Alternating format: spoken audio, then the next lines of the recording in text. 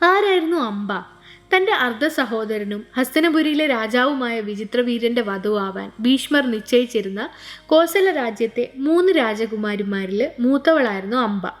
ഭീഷ്മർ അംബ, അംബിക, അംബാലികമാരുടെ സ്വയംവര ചടങ്ങിൽ പങ്കെടുക്കുകയും അവരെ തട്ടിക്കൊണ്ടുപോവുകയും ചെയ്തു. അവിടെ സ്വയംവരത്തിനെത്തിയ ബാക്കി എല്ലാ കുമാരന്മാരെയും ചെറുത്തുനിന്ന് തോൽപ്പിച്ചിട്ടാണ് ഭീഷ്മർ അവരെ കൊണ്ടുവന്നത്. എന്നിരുന്നാലും അംബ ഭീഷ്മരോടും റാണി സത്യവതിയോടും അവൾ പ്രണയത്തിലായിരുന്ന, സ്വയംവരത്തിൽ വരനായി തിരഞ്ഞെടുക്കാൻ തീരുമാനിച്ചിരുന്ന സാൽവൻ എന്ന രാജാവിനടുത്തേക്ക് പോവാൻ അനുവാദം ചോദിച്ചു. അവളെ വിട്ടയക്കാൻ ഭീഷ്മർ സമ്മതിച്ചുവെങ്കിലും ഭീഷ്മർ ജയിച്ചതിനാൽ ബഹുമാനത്തിൻ്റെ അടിസ്ഥാനത്തിൽ അവളെ സാൽവൻ നിരസിക്കുകയാണ് ഉണ്ടായത്. അവൾ തിരിച്ചു വരുമ്പോഴേക്കും വിചിത്രവീര്യൻ അംബികയെയും അംബാലികയെയും വിവാഹം ചെയ്തിരുന്നു. നിരാശയോടെ അംബ ഭീഷ്മരോട് തന്നെ വിവാഹം ചെയ്യാൻ ആവശ്യപ്പെട്ടു. എന്നാൽ ആജീവനാന്ത ബ്രഹ്മചര്യം എന്ന ശപഥം ഉപേക്ഷിക്കാൻ കഴിയാത്തതിനാൽ ഭീഷ്മർ വിസമ്മതിച്ചു.